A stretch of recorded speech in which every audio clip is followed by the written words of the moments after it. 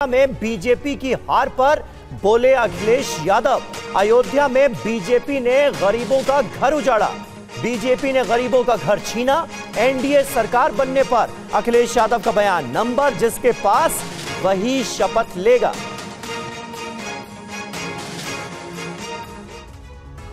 ये भारतीय जनता पार्टी और सीटें भी हार जाती है उत्तर प्रदेश में। भारतीय जनता पार्टी और भी सीटें हारती है उत्तर प्रदेश में।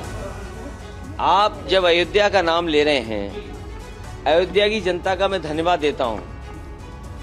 अयोध्या की जनता का दुख दर्द आपने भी समय समय पर देखा होगा। उन्हें जो उम्मीद थी वहां की जनता को, जिस तरह के सरकार का कामकाज था, लोगों को मुआवजा नहीं दिया सही जमीन का, लोगों के साथ अन्याय किया, आपने मार्केट की कीमत से जमीनें नहीं ली उनकी। जब लैंड एक्विजिशन करने के लिए आप चले तो आपने दबाव बना करके, झूठे मुकदमे लगा करके उनसे जमीन छीन ली। न जाने कितने व्यापारियों को आपने दुख संकट पहुंचाया जो 100 साल से रह रहे थे, 100 साल से लोग रह रहे थे। ऐसे भी परिवार हैं जो अपनी गाय भैंस के साथ, जानवरों के साथ 100 साल से रह रहे थे, आपने उन्हें उजाड़ दिया।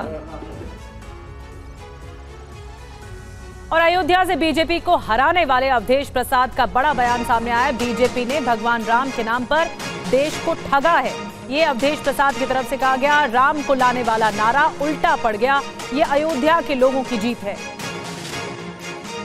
जो कहते थे भाजपा वाले कि जो राम को लाए हैं हम उनको लाएंगे, लेकिन अयोध्या में उनको हार का सामना करना पड़ा। देखिए, राम को लाने वाले लोग नहीं हैं, और राम तो बहुत पहले आए हैं। राम किसी एक व्यक्ति के लिए नहीं है, राम तो सभी के रोम रोम में है।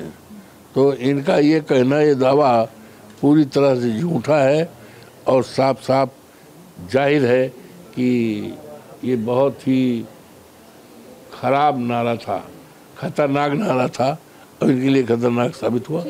ये बताइए, ये जो जब प्राण प्रतिष्ठा हुई अयोध्या में तो 400 पार इसी के बलबूते कहा गया कि जब राम मंदिर का प्राण प्रतिष्ठा हुई तो इसी के बूते कहा गया, भाजपा ने कहा कि हम 400 पार जाएंगे। तो क्या लगता है आपको कि अयोध्या के लोगों ने, फैज़ाबाद के लोगों ने क्यों नकारा? क्या कारण रहा कि फैज़ाबाद काफ़ी अहम सीट थी और यहाँ पे सबसे ज़्यादा उम्मीदें थी कि भारी मतों से जीतेंगे, उसके बाद जिस तरीके से प्राण प्रतिष्ठा के बाद इस तरीके से ऐसा था कि इन्होंने अयोध्या के नाम पर देश को ठगने का काम किया, देश में भ्रम पैदा करने का काम किया और झूठ मूठ का प्रचार किया कि हम राम को लाने वाले लोग। राम को लाने वाले लोग नहीं, राम तो बहुत पहले अपने आप आए हैं।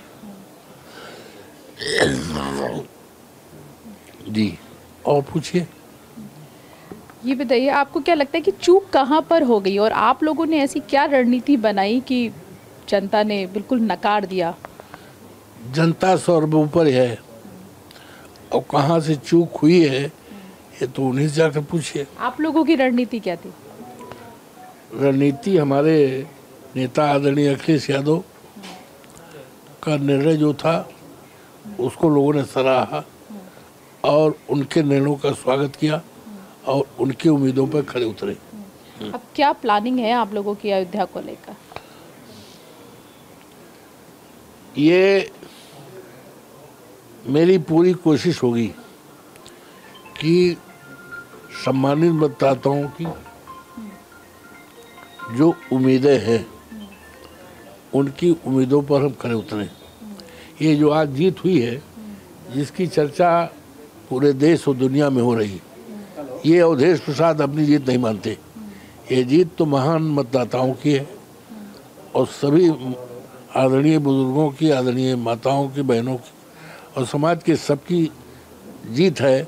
अवधेश प्रसाद तो अपनी जीत तब मानेगा कि जब उनके उम्मीदों पर खड़े उतरें, उनकी तराजू पर हम खड़े उतरें, तब अवधेश प्रसाद।